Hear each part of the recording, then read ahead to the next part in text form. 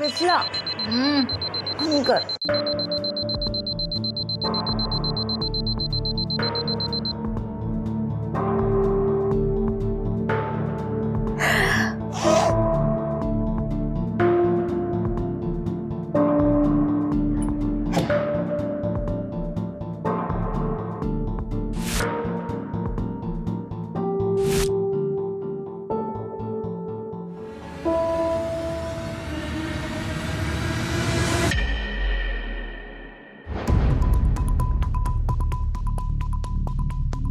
गार्गी, तूने फिर से टैप खुला छोड़ दिया था। यार ध्यान में नहीं रहा होगा मेरे। हाँ, पर पानी तो खत्म हो गया, टंकी खाली हो गई है, मुझे लेट हो रहा है। फिर से उस मकरन के पास जाना पड़ेगा, मोटर चलाने के लिए बोलने। मतलब प्लीज यार। टैप तूने खोल के छोड़ा है, अब तू चलेगी मेरे साथ। अरे मत कर ऐसे, मेरे को लेट हो रहा है, उठ। मतलब क्या कर रही है यार? मेरे को अकेले नहीं जाना है, चल।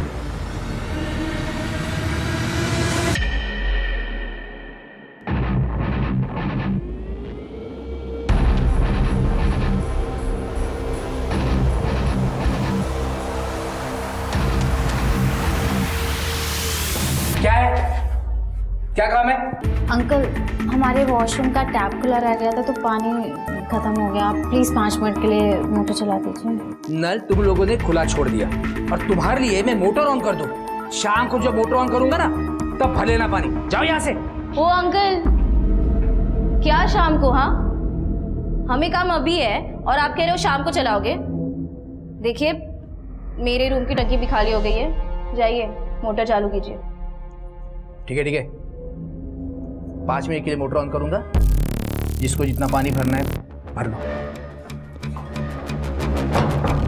वाह दीदी, आपने अंकल की कौन सी नस दबा रखी है कि आपको कुछ भी नहीं कहते, उल्टा आपकी सारी बात मान लेते हैं। अरे है एक सीक्रेट। जाओ तुम लोग जाके पहले पानी भरो, मैं वापस मोटर चालू नहीं करवाऊंगी।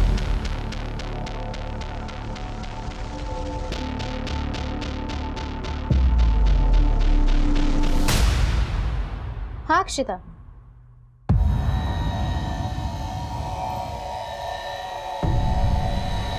कब हुआ? क्या हुआ? मिथिला क्या हुआ? क्या? पापा को हार्ट अटैक आया है। पापा नहीं।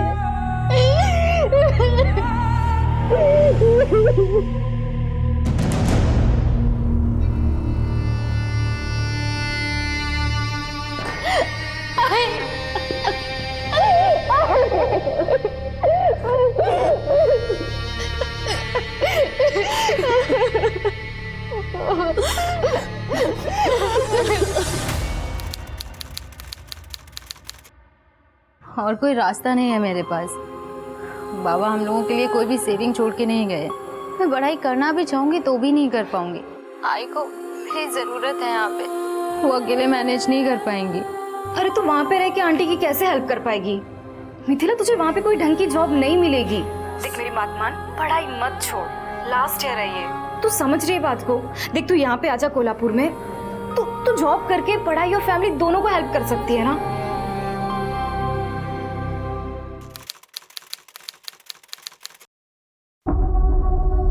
सुन मिथिला, तू ना टेंशन मत ले, मैं तुझे अपने एजेंट का नंबर देती हूँ। उसने मेरे लिए भी जॉब लगवाई थी, तेरे लिए भी कोई जॉब ढूंढ लेगा वो। हाँ, ये देखो यहाँ पर हैं सब। दादा आप? पापा ने कॉल करके बताया नहीं कि आप आने वाले थे। अरे तुम्हारे पापा बता देते तो तुम्हारे दादा को तुम्हारी पंचायत कैसे पता चलती? हैं? देख लो, तुम्हारे पापा के पैसों से ये पढ़ाई चल रही है इनकी। घारकी के पापा के पैसे है ना, तो उससे वो पंचायत करे या पढ़ाई, आपको क्या करना है? अच्छा ये बताओ, तुम यहाँ पर रहने वाले हो या जाने वाले हो?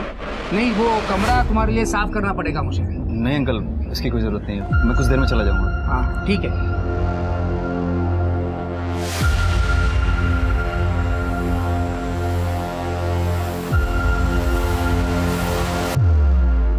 मिथिला, तुम्हारे पापा के बारे में पता चला मुझे गार्गी से। I am really really sorry, पर तुम चिंता मत करो, हम सब हैं तुम्हारे साथ। ओके? Thank you.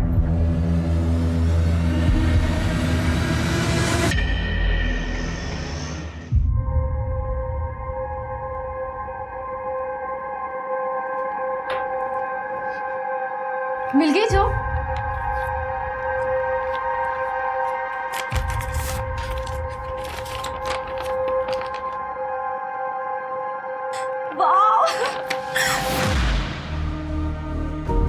क्या हुआ?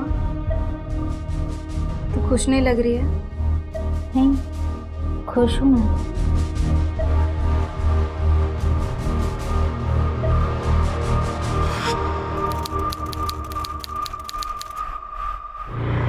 बस।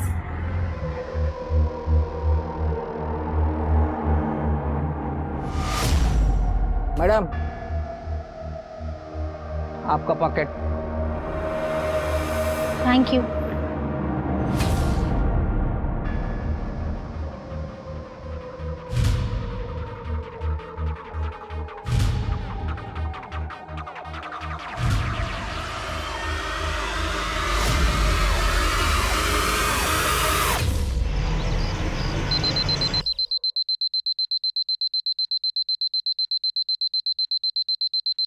मिथिला, मिथिला क्या करे फोन? मिथिला,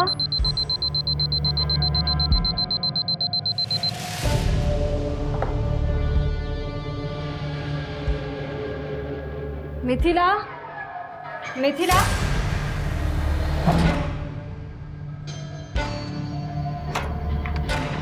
मिथिला, दीदी, मिथिला को देखा क्या? यहाँ पे आई थी? नहीं। मिथिला? नहीं, अरे यहाँ नहीं आई। क्यों? क्या हुआ? अंकल, आपने मिथिला को देखा क्या? नहीं तो। कहाँ गई मिथिला? मिथिला, मिथिला, मिथिला, मिथिला, मिथिला क्या?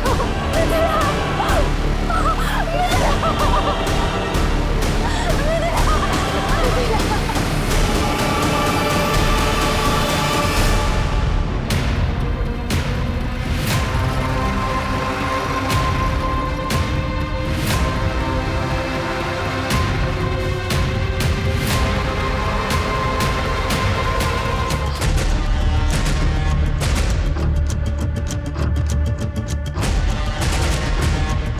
बॉडी पे कलाई काटने के अलावा और कोई घाव नहीं है। शायद इस लड़की ने सुसाइड किया है। किस चीज़ से काटी है कलाई? ब्लेड, चाकू कुछ मिला? नहीं सर, कोई सुसाइड नोट भी नहीं है। सिर्फ ऐसा कैसे हो सकता है कि लड़की ने अपनी कलाई काट ली? लड़की का कमरा चेक करो, हो सकता है वहाँ सुसाइड नोट भी मिल जाए। ये घर आप ही का है? हाँ, मेरा पुश्तैनी मकान है ये। क्या नाम है आपका? मकरंद तांबे। वो जो लड़की है वो आपकी कौन लगती थी? साहब वो मेरी किराएदार है, किराएदार थी साहब, मिथिला हेगड़े। साहब वो ये जो है ना, ये गार्गी जो पहली वाली लड़की है ना, वो उसकी रूममेट है। क्या हुआ, सुबह जब इसकी आँख खुली तो मिथिला उसको कमरे में दिखी नहीं, इसलिए घबरा कर मेरे पास आई। फिर हम सब लोग उसको ढूंढने के लिए गए तो वो वहाँ ऊपर पड़ी मिली। क्या कर रही थी वो? वो ग्रेजुएशन करती थी साहब, और साथ साथ नौकरी भी करती थी। ये सारी लड़कियाँ मेरी किराएदार है। ये गार्गी जो है वो ग्रेजुएशन के 3rd ईयर में है। ये आरुषि है, ये नौकरी करती है। और ये नैनिका है, वो ग्रेजुएशन के 1st ईयर में है। ये रेसिडेंशियल प्रॉपर्टी में आप गर्ल्स का पीजी हॉस्टल चला रहे हैं, लाइसेंस है आपके पास? हाँ साहब, लाइसेंस है मेरे पास। और साहब ये सारी लड़कियों का पुलिस वेरिफिकेशन भी हो गया है। ये मैडम जानती है ना मेरे को। साहब यहाँ पे जो भी नई लड़की आती है ना, मैं सबसे पहले उनका वेरिफिकेशन करवाता हूँ साहब।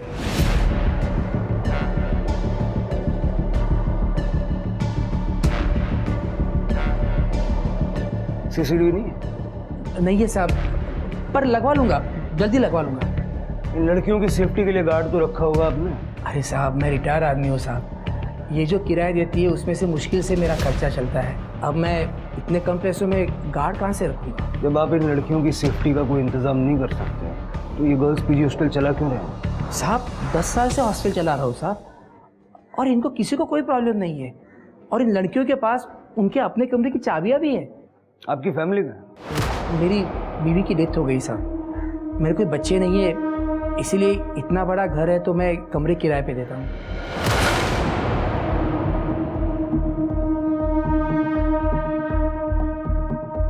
कल रात यहाँ पर आप और ये लड़कियां ही थी या कोई और भी था?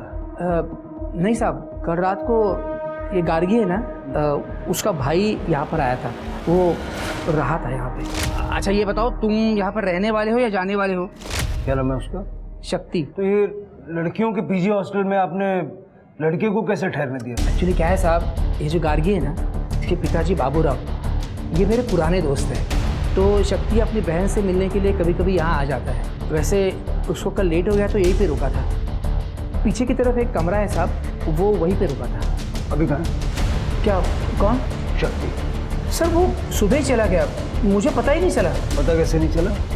सर क्या है कि वो उस कमरे से ना बाहर जाने के लिए एक और रास्ता है, तो वहाँ से जाने के लिए फिर यहाँ से जाने की ज़रूरत नहीं पड़ती। हो सकता है वो उसी रास्ते से बाहर चला गया होगा और मुझे पता नहीं चला होगा।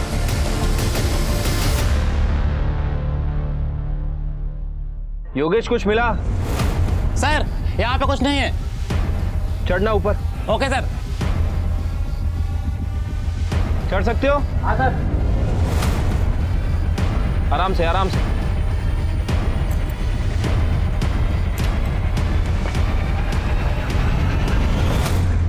तुम लड़कियां एक अकेले आदमी के साथ इस घर में रहती हो, कभी कोई परेशानी नहीं होती?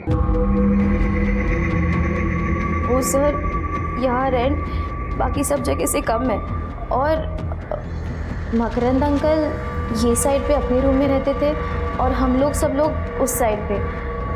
हमारा किसी से लेना ना देना था, तो प्रॉब्लम कहाँ से होगी? मिथिला तुम्हारी रूममेट थी ना? कल रात को क्या हुआ था पूरा डिटेल में बताओ। सर कल मैं 12 बजे तक पढ़ रही थी, उसके बाद मैं सो गई। फिर मिथिला कब रूम से बाहर गई, क्या हुआ मुझे कुछ भी नहीं पता। मिथिला परेशान थी क्या? मतलब इतनी ज़्यादा परेशान कि वो सुसाइड कर ले? सर मिथिला के पापा की 2 महीने पहले डेथ हो गई थी, तब से वो बहुत परेशान थी। उसको पैसों को लेकर भी प्रॉब्लम हो रही थी।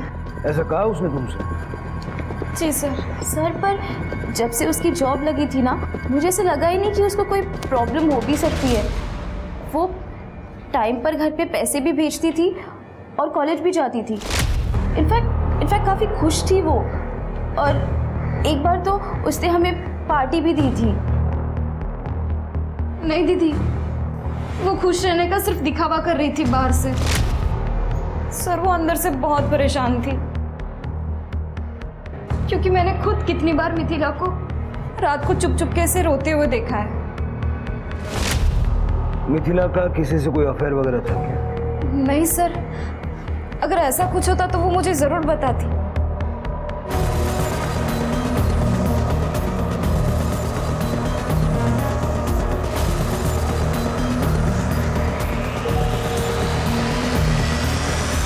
तुम्हारा भाई शक्ति यहाँ रुका हुआ था रात को, सुबह बिना तुमसे मिले चला गया। सर शक्ति दादा ने मुझे रात को ही बता दिया था कि वो सुबह जल्दी चले जाएंगे। सर गार्गी और मिथिला के रूम से कोई सुसाइड नोट तो नहीं मिला है, लेकिन ये फ़ोन मिला है। सर ये फ़ोन तो मिथिला का ही है। फॉरेंसिक में भेज दो इसको। और सर ये 2 लाख रुपए मिले हैं कबर्ड से। अभी थोड़ी देर पहले तुम बता रही थी कि उसके पिताजी का देहांत हो गया 2 महीने पहले और पैसों को लेके बहुत परेशान थी वो। अब अचानक से ये 2 लाख कहाँ से आ गए? सर मुझे नहीं पता है, मिथिला ने कभी मुझे इन पैसों के बारे में नहीं बताया। अपने भाई को फ़ोन करके बुलाओ, बात करनी है उससे। जी सर।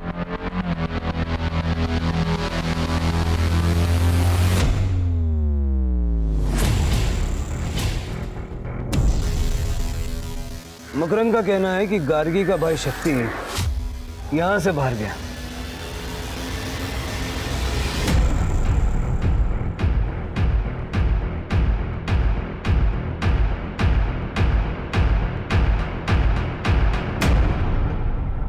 शिरके कहीं ऐसा तो नहीं है कि मिथिला का मर्डर करके सीन को सुसाइड में कन्वर्ट किया है? क्योंकि अदरवाइज ब्लेड चाकू जैसी कोई चीज़ तो हमें मिलती है जिससे उसने नस काट लिया। मुझे भी ऐसे ही लगता है सर। ये बाउंड्री देखिए ना, इस पे कोई भी आसानी से चढ़ के घर की छत पे चढ़ सकता है, और अगर कोई ऊपर से मदद करने वाला हो तो ये काम और भी आसान है। हो सकता है कि आने वाला मिथिला का बॉयफ्रेंड हो या इन तीनों लड़कियों में से किसी एक का बॉयफ्रेंड। मिथिला और इन तीनों लड़कियों के साथ साथ मकरंद का CDR भी निकल गया। पता करो कि इन चारों लड़कियों में आपस में बनती कैसे थी। इस मकरंद के साथ कोई मसला था क्या, या मोहल्ले का कोई मंचला मिथिला पे नजर रखे हुए था, उसे परेशान करता था? और तृप्ति, सबसे पहले मिथिला के ऑफिस जाके जो 2 लाख हमें मिले हैं, पता करो वो पैसा ऑफिस का तो नहीं है। सर, मैडम ऑफिस के सारे पैसे की लेन देन मैं ही हैंडल करती हूँ। फिर मिथिला जैसी नई लड़की जो रिसेप्शनिस्ट हो, उसे मैं 2 लाख रुपए क्यों दूंगी? आप चाहो तो हमारा लेजर चेक कर सकते हो मैडम, इसमें एक एक पैसे का हिसाब लिखा है। मिथिला को कोई प्रॉब्लम थी ऑफिस में? कोई लव अफेयर? ऑफिस में तो ऐसा कुछ भी नहीं था। फिर वो बाहर जाकर अपनी लाइफ में क्या करती थी, इसमें कंपनी का क्या लेना देना? घर जाने की इतनी क्या जल्दी थी कि सुबह 6 बजे निकल गए? सर, मिथिला के सुसाइड से शक्ति का क्या लेना देना? इसे तो मैं ही भेजता था गार्गी से मिलने के लिए, वरना ये वहां क्यों जाता? अब कल भी मैंने ही भेजा था इसे। मैं बात कर रहा हूँ ना उससे। बैठ जाइए। मिथिला से बातचीत होती थी तुम्हारी? हाँ सर, ज़रूरत भर की बात होती थी। जरूरत भर की? कोई यारी दोस्ती, प्यार मोहब्बत? नहीं सर, गार्गी यहीं बैठी है, ऐसा कुछ नहीं था सर, आप उसे पूछ सकते हैं।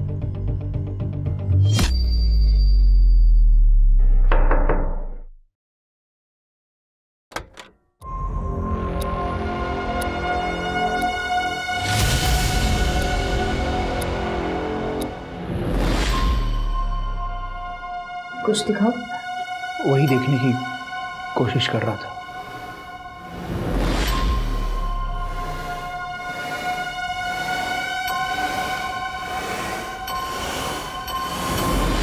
मिथिला 20,000 की सैलरी में जॉब कर रही थी, साथ साथ पढ़ाई कर रही थी और आपको भी पैसे भेज रही थी। उसकी जॉब लगे सिर्फ 2 महीने हुए थे, लेकिन उसके कबर्ड से हमें 2 लाख रुपया कैश मिला। उसके ऑफिस वाले ने दिए होंगे सर। उसके ऑफिस में हमने बात की, वो पैसा ऑफिस का नहीं है। ऐसा कौन हो सकता है जो मिथिला को इतना पैसा देगा? पता नहीं सर। मिथिला की जिंदगी में कोई लड़का? वो यहाँ कोल्हापुर में रहती थी। अगर उसकी जिंदगी में कोई लड़का था भी तो हमें कैसे पता होगा? उसकी रूममेट है गार्गी।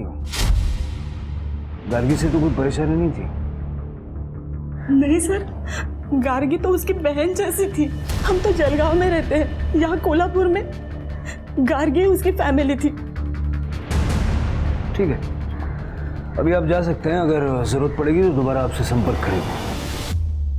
सांगली से लेकर कोल्हापुर तक कुछ भी हो, आपको हमेशा मेरी ही गलती दिखाई दी है पापा। तो बोलता क्यों नहीं? सुबह जब 6 बजे यहाँ से निकला था तू, तो सांगली 12 बजे क्यों पहुंचा? सच बता शक्ति, तेरा उस लड़की के साथ कुछ चल रहा था क्या? बाबा, अगर ऐसा कुछ भी होता दादा और मिथिला के बीच में, तो मुझे तो पता ही होता ना। ठीक है, देखते हैं। सर, ये मिथिला के कॉल डिटेल्स मैंने चेक किए हैं। अफेयर जैसा तो कुछ दिख नहीं रहा है सर, लेकिन इस मिथिला ने 20 तारीख को ऑफिस से निकलने के बाद जनजीवन पार्टी के अध्यक्ष प्रभाकर शिंदे को फ़ोन किया था। और सर, उसके फ़ोन लोकेशन के हिसाब से वो अपने हॉस्टल नहीं गई थी, बल्कि डायरेक्ट प्रभाकर शिंदे के घर गई थी। मिथिला जैसी आम लड़की प्रभाकर शिंदे के साथ डायरेक्ट कांटेक्ट में? मैं जानता था इस लड़की को, मिथिला। हुआ ये कि एक जॉब एजेंट है, मनक लखेरा, इधर सिटी मार्केट में बैठता है। तो ये लड़की उसके पास गई थी जॉब मांगने। सर प्लीज सर, मुझे जॉब की बहुत ज़रूरत है। कोई भी काम कहीं पर भी हो, मैं करने के लिए रेडी हूँ सर। देखो, तुम्हें सही बता रहा हूँ कि जॉब तो मार्केट में है नहीं, पर तुमको अगर जॉब की इतनी ज़्यादा ज़रूरत है तो एक काम कर सकती हो। हाँ सर, बताइए, मैं करूँगी। तो उसने मेरे पास भेज दिया इस मिथिला को। उसको जॉब की ज़रूरत थी, मैंने ही जॉब लगवाया। शिंदे जी, ये तो 2 महीने पुरानी बात हो गई। परसों वो क्यों आई थी? पापा ने जहाँ जॉब लगवाई थी उसकी वहाँ पैसे कम मिल रहे थे उसे, तो दूसरी जॉब ढूंढ रही थी, उसी बारे में बात करने आई थी। सर प्लीज़ मेरी जॉब चेंज करवा दीजिए आप, प्लीज़ सर। आपने कुछ पैसे भी दिए थे मिथिला को? उसको ज़रूरत थी, बहुत प्रॉब्लम में थी लड़की, तो मैंने 5,000 रुपये दिया उसको खर्चे पाने के लिए। 5,000? आपने 2 लाख रुपए दिए थे। 2 लाख?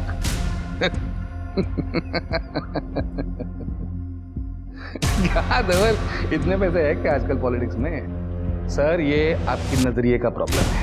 सच कहता हूँ, ऐसे किसी को भी 2-2 लाख बांटने जितने पैसे नहीं है मेरे पास। मैं मान रहा हूँ ना, मैंने 5,000 रुपए दिए उसको, उसके ऊपर एक पैसा नहीं दिया। सर, मिथिला ने मुझसे बात की थी।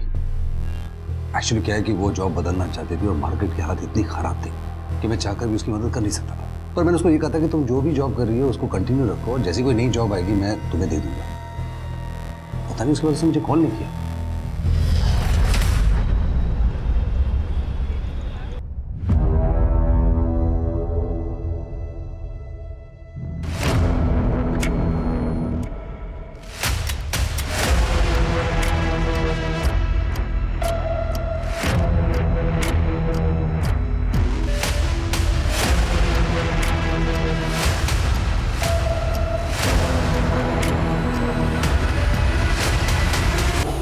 मिथिला अपनी औकात से बाहर आ रही थी और अब तुम अपनी औकात से बाहर आ रही हो। मैंने अभी अपनी औकात दिखाई नहीं है। अगर औकात दिखा दी तो बर्बाद हो जाओगे।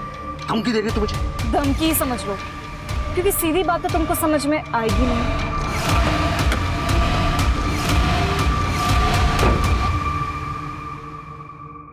सर, मिथिला की पोस्टमार्टम रिपोर्ट आ गई है। सर, रिपोर्ट के हिसाब से मिथिला 2 मंथ प्रेग्नेंट थी, लेकिन उसने सुसाइड किया है या मर्डर ये कंफर्म नहीं हो पा रहा।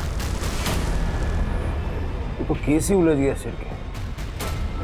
डॉक्टर्स को बोलो कि मिथिला के बच्चे का विसरा प्रिजर्व करें, क्योंकि बच्चा उसके मर्डर या सुसाइड का कारण हो सकता है। और मिथिला की माँ से बात करो। मैडम, मैं आपको पहले ही बता चुकी हूँ कि मैं किसी लड़की के बारे में नहीं जानती, तो फिर मैं कैसे बताऊँ कि मिथिला किसके बच्चे की माँ बनने वाली थी। गार्गी कहाँ गई थी? पता नहीं मैडम, हमारी सो के उठने से पहले ही वो रूम से कहीं चली गई थी। हमें नहीं पता गार्गी कहाँ है, और इनफैक्ट मिथिला की प्रेगनेंसी की बात भी हमारे लिए बहुत ज़्यादा शॉकिंग थी। तृप्ति, ये गार्गी का फ़ोन तो बंद आ रहा है। मेरी उसकी फादर से बात हुई, वो सांगली में ही है, लेकिन उन्हें भी नहीं पता कि गार्गी कहाँ है। ठीक है सर, मैं उसका फ़ोन सर्वेलेंस पे डालती हूँ ट्रैकिंग के लिए। सर मैम, मुझे आप लोगों को कुछ बताना था। वो जिस दिन मिथिला की डेड बॉडी टेरेस पर मिली थी, गार्गी बहुत ज़्यादा ही परेशान थी। इतनी परेशान कि जैसे उसे पहले से ही पता हो कि मिथिला को कुछ हो गया है।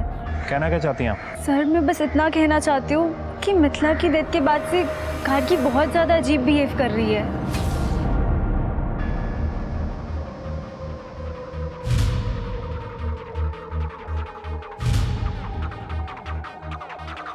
आपस की बात पुलिस को क्यों बता रही है? तो झूठ थोड़ी ना बोल रही हूँ दीदी, जो सच है वही बोल रही हूँ।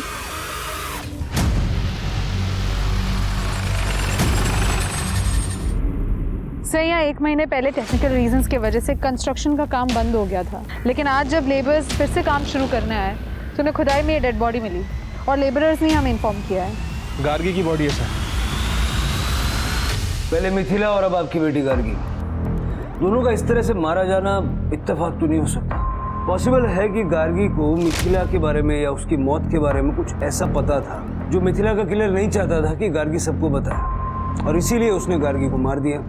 सर, आखिर गार्गी मिथिला के बारे में ऐसा क्या जानती होगी? शायद मिथिला के होने वाले बच्चे के पिता का नाम। क्या मिथिला प्रेग्नेंट थी? 2 महीने से। क्यों, तुम्हें कॉन्फिडेंस था कि मिथिला कभी प्रेग्नेंट नहीं होगी? सर, ऐसा कुछ नहीं है। सर, आप मुझ पे फालतू में शक कर रहे हैं। अगर फालतू में शक कर रहे हैं तो डीएनए टेस्ट कराने में कोई प्रॉब्लम तो नहीं होगा तुम्हें?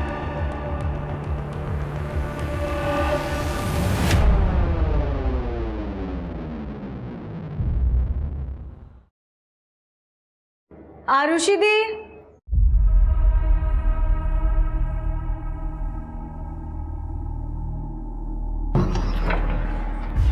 दीदी आप यहाँ पे क्या कर रहे हो? वो मैं रेंट देने आई थी। पर आप तो ऑनलाइन पे करते हो ना? हाँ, पर मेरा अकाउंट लॉक हो गया ना, तो सोचा कैश दे दूँ।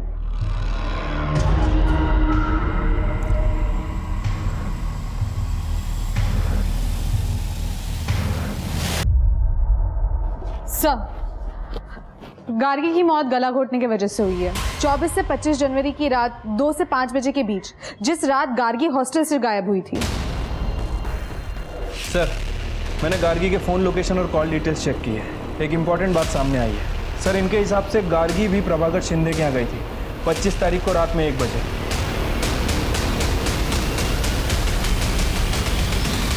नेताजी, मिथिला आपके पास काम के लिए आई थी।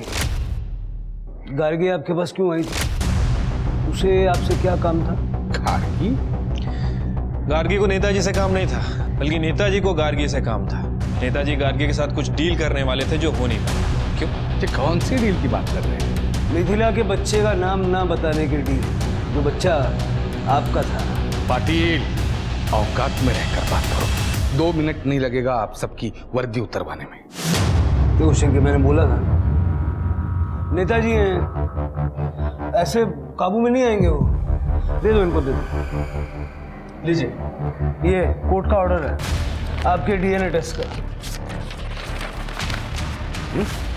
और वैसे ये औकात देखने दिखाने वाली बातें तो हम करते नहीं, क्योंकि हमारा इस देश के कानून में विश्वास है, जो आप जैसे नेताओं को उनकी औकात याद दिलाने के लिए काफी है। चल।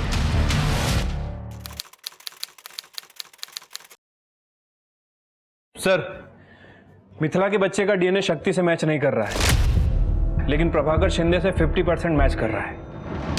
प्रभाकर शिंदे का ब्लड रिलेटिव, यानी उसका बेटा धवल शिंदे। सर, मेरा कोई अफेयर नहीं था मिथिला के साथ। मैंने तो उसे पापा के साथ देख लिया था, सोते हुए। नशे में था सर मैं। इतनी खूबसूरत लड़की को देख के दिमाग खराब हो गया था मेरा। और उसके बाद जब वो घर से निकली तो पीछा किया उसका मैंने। सर, उसके बाद इस लड़की से मैं मिला तक नहीं। मुझे तो पता भी नहीं था सर कि ये प्रेग्नेंट है। मेरा छोड़िए सर, उसे खुद नहीं पता था कि वो बच्चा किसका है, पापा का, मेरा या वो मनक का। वो जॉब है जी? हाँ सर। सर एक्चुअली मिथिला को नौकरी की जरूरत थी और मंत्री जी को मिथिला जैसी खूबसूरत लड़कियों की जरूरत थी। बस इसीलिए मैं मिथिला को मंत्री जी के पास लेकर गया था। हम जैसे नेता जनता की सेवा के लिए तो है, बस एक ही सवाल है कि सेवा के बदले आप मेवा क्या देती हो? सब मैं क्या दे सकती हूँ आपको?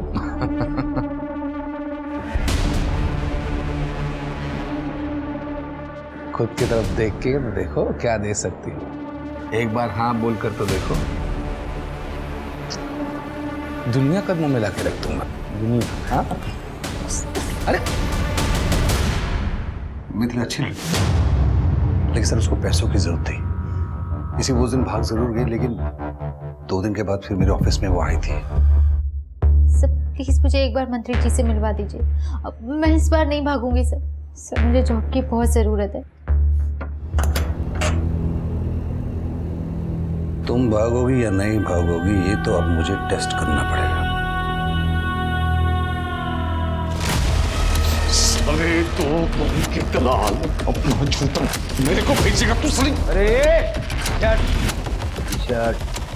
तो पहले तुमने मिथिला किया, बाद में नेताजी के पास ले गए तो तुमने उसको किया, और उसके बाद तुम्हारे बेटे धवल ने उसको किया। जब वो प्रेग्नेंट हो गई तो तुम्हारे पास आई। बाप की थाली में मुंह मारेगा तू, और वो भी अकल नहीं है। पापा नादानी में हो गया। अब मंत्री जी इस लड़की का क्या करना है? बच्चा है पेट में तो गिरा दो। 2 लाख रुपए। पर मैं अबॉर्शन नहीं कराऊंगी। अबॉर्शन कराना पाप होता है। सर मिथिला तो एबॉर्शन के लिए मान ही नहीं रही थी। मैंने जैसे तैसे उसको मनाया, पता नहीं उस रात को जाके उसने सुसाइड क्यों कर लिया, मैं समझ नहीं पाया। मिथिला ने सुसाइड नहीं किया और ना ही वो कभी एबॉर्शन के लिए मानी थी। तुम लोगों ने उसे मार के सुसाइड का सीन क्रिएट किया। नहीं सर, मैं एक्चुअली अगले दिन एबॉर्शन के लिए उसके साथ जाने वाला था। उस वक्त उसने सुसाइड किया या उसका मर्डर हो गया, ये मुझे सच में नहीं पता है। गार्गी को उसने सब बता दिया था ना तुम लोगों के बारे में? हाँ, बताया था सर। फिर गार्गी ने हमें क्यों नहीं बताया? वो आपको क्यों बताती सर? उसका फायदा तो चुप रहने में था। देखो नेताजी, आपकी लोकल वर्क्स डिपार्टमेंट में काफी पहुंच है, वहाँ पे जॉब निकली है, मेरी जॉब लगवा दो। 1 मिनट, लेकिन इस काम के लिए आप इतनी आधी रात ऐसे अचानक? मैं किसी को कुछ नहीं कहूँगी, आपके और मिथिला के बारे में। ओह, तो गार्गी तुम लोगों को ब्लैकमेल कर रही थी, इसलिए तुम लोगों ने उसे मार दिया ताकि तुम्हारी मुसीबत जड़ से खत्म हो जाए। हत्या राजनीति में सबसे आखिरी रास्ता होता है सर, सबसे पहला नहीं। आज तक मैंने इतने लड़कियों को नौकरी लगवाई है, एक और, उसमें क्या क्या कठिन था? इस बात की क्या गारंटी थी कि गार्गी उससे ब्लैकमेल नहीं करती? सर जब करती तब देखता, लेकिन अब जब सीधी उंगली से घी निकल रहा है तो उंगली टेढ़ी करने में कुछ मतलब ही नहीं था। सर आप वो लोकल वर्क डिपार्टमेंट में पूछ लीजिए सर। गार्गी रात को मेरे घर आई, उसके दूसरे दिन सुबह मैंने उसके जॉब के लिए बात की थी। अगर उसको मुझे मारना ही होता तो मैं उसके जॉब क्यों लगवाता? चलो मान लेता हूँ कि मिथिला और गार्गी के केस से तुम्हारा कोई लेना देना नहीं, लेकिन रेप तो तुमने किया है। शिल्के, नेताजी, उनका बेटा धवल और मानक, तीनों केस डालो। और तृप्ति, उन सभी लड़कियों से बात करो जिनकी नौकरी नेताजी और मानक ने मिलकर लगवाई है। I'm sure उनमें कई लड़कियां ऐसी होंगी जिनका इन्होंने शोषण किया।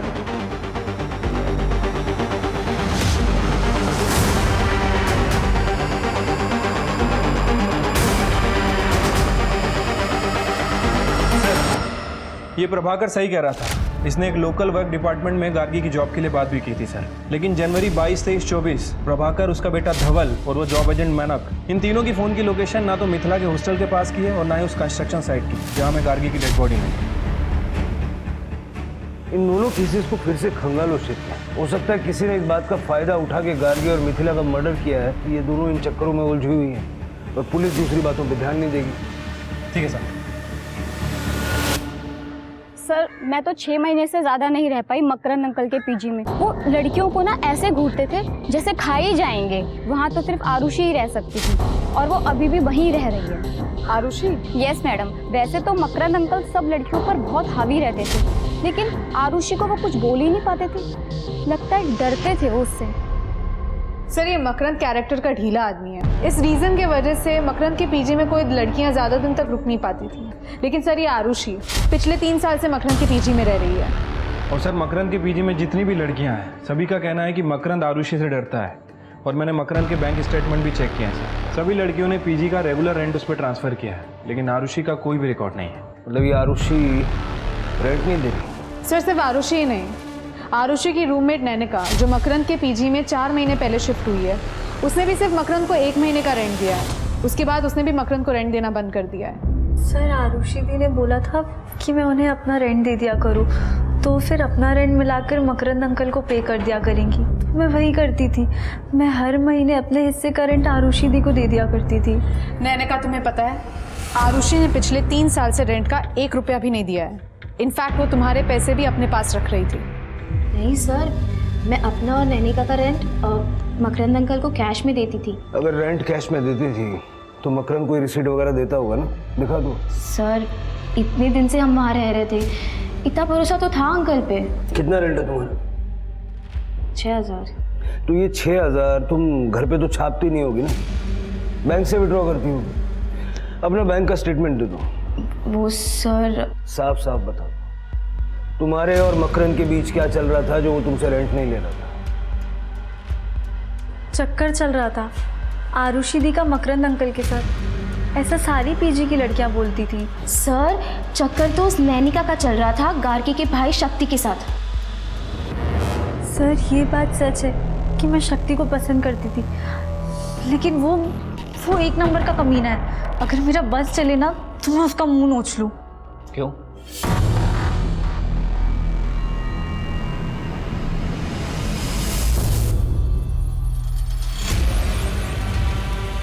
नानिका, नानिका क्या कर रही हो ये?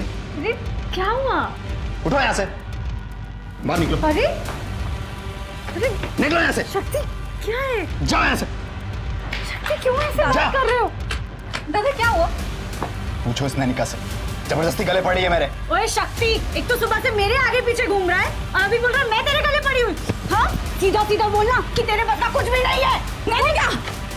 अपने भाई का इलाज कराओ, वरना मोहल्ले वाले ना शादी के बाद मजे लूटेंगे। तमीज अपना मुंह संभाल के बात कर। शक्ति ने तुम्हारी बेइज्जती कर दी और गार्गी ने सबके सामने तुम्हें थप्पड़ मारा। बुरा तो बहुत लगा होगा तुम्हें। हाँ सर लगा तो था, इसी वजह से गार्गी और मेरे बीच में बात नहीं होती थी। शक्ति गार्गी का भाई था, गार्गी मिथिला की रूममेट थी। उन दोनों ने नैनिका को सपोर्ट नहीं किया, समझ में आता। लेकिन तुम तो नैनिका की रूममेट थी, तुम्हें तो उसे सपोर्ट करना चाहिए था। मैं कैसे सपोर्ट करती उसको सर? मैं जानती थी कि नैनिका खुद अपने आप को फोर्स करती थी शक्ति पर। मैंने खुद देखा है सर। खुद देखा मतलब? दरअसल वो पीजी हॉस्टल सिर्फ हॉस्टल नहीं है, मकरंद अंकल का फिल्म स्टूडियो है।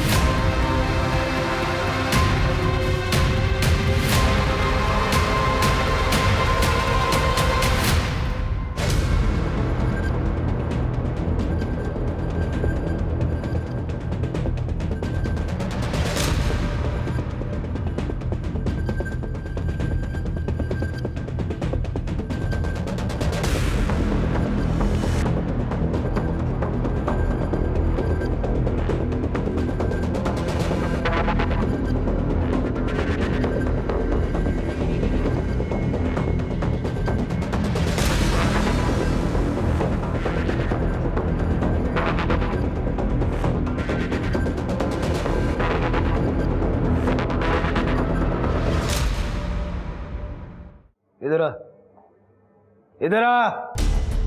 ये क्या है? ये पीजी के नाम पे फिल्म स्टूडियो चला रहा था क्या? हाँ? और जब आरुषि को पता चल गया तो वो किसी को बता ना दे, इसलिए बिना रेंट के उसे रहने दिया। हाँ, बेटी की उम्र की लड़कियों के साथ ये कर रहा था। जब मिथिला और गार्गी को पता चल गया कि तेरी पोल न खुल जाए, इसलिए दोनों को मार दिया। साहब मिथिला ने सुसाइड किया है, आप फुटेज में देख लो।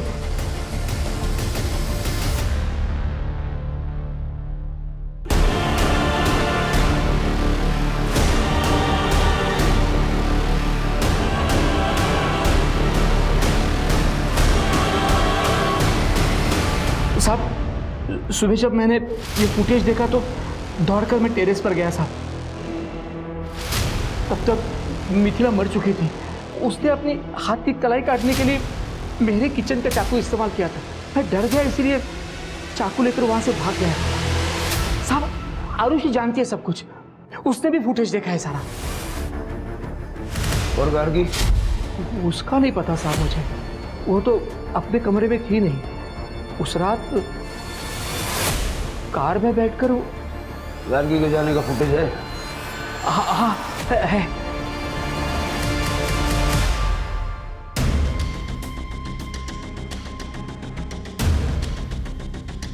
साहब मैंने कुछ नहीं किया, मैंने सब पता करवाओ ये गाड़ी किसकी है।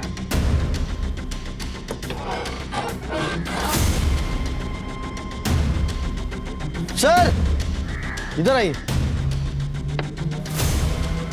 ये देखिए सर, इन औजारों में लगी मिट्टी को लैब में टेस्टिंग के लिए भेजो। और कंस्ट्रक्शन साइट की मिट्टी से ये मिट्टी मैच होती है, देखो। मेहमान आ गए क्या थाने? जी सर। तुम्हारी गाड़ी में जो औजार है ना, उनकी मिट्टी कंस्ट्रक्शन साइट की मिट्टी से 100% मैच होती है।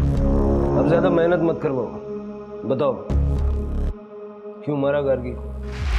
सर मैंने नहीं मारा गार्गी को। देखो ये तुम्हारी गाड़ी है, कहाँ जा रही है गार्गी इसमें बैठ के? हाँ सर, ये कार तो मेरी है, लेकिन ये कार हमेशा गैरेज में खड़ी रहती है। कभी कभी मेरा बेटा शक्ति इसे निकालता है ताकि चलती फिरती रहे। 24-25 जनवरी की रात को शक्ति लेके गया था ये गाड़ी। 24-25? हाँ सर, शक्ति के किसी दोस्त का बर्थडे था तो वो ये कार लेकर गया था।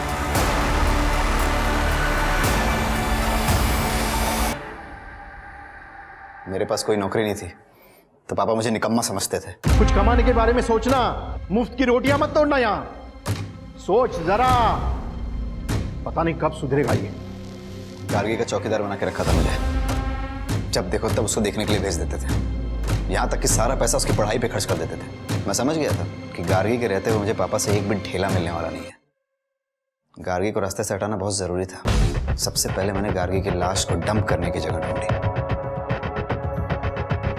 फिर उसे बुरा दिखाने के लिए मैंने गार्गी और नैनिका में झगड़ा करवाया। अपने भाई का इलाज कराओ, वरना मोहल्ले वाले ना शादी के बाद मजे लूटेंगे। तमीज अपना मुंह संभाल के बात कर। मेरी प्लानिंग हो चुकी थी। गार्गी को मिथिला ने अपनी प्रेगनेंसी और रेप के बारे में बताया। तब मैं हॉस्टल में ही था। गार्गी ने मुझे बताया। वो तो पुलिस में जाने वाली थी। फिर मैंने उसे ब्लैकमेल करके लोकल वर्क्स डिपार्टमेंट में काम लेने का सपना दिखाया। लेकिन फिर उसी रात मिथिला ने सुसाइड कर लिया। मुझे लगा गार्गी पुलिस को सब बता देगी, लेकिन जॉब की वजह से उसने पुलिस को कुछ नहीं बताया। और यही तो मुझे चाहिए था। क्या चाहिए? सर, मिथिला के केस में आपको प्रभाकर के बारे में पता चला। गार्गी प्रभाकर को ब्लैकमेल कर रही है, ये पता चला तो पुलिस का सारा डाउट तो प्रभाकर के ऊपर जाएगा, मेरे ऊपर किसी का ध्यान ही नहीं जाएगा। मेरी प्लानिंग के हिसाब से मैं गार्गी को प्रभाकर के पास ले गया। गार्गी ने प्रभाकर को ब्लैकमेल किया, फिर मैं गार्गी को एक सुनसान जगह पर लेके गया। क्या हुआ भाई? पीछे से कुछ आवाज आ रही है, तुम बैठो मैं देखता हूँ।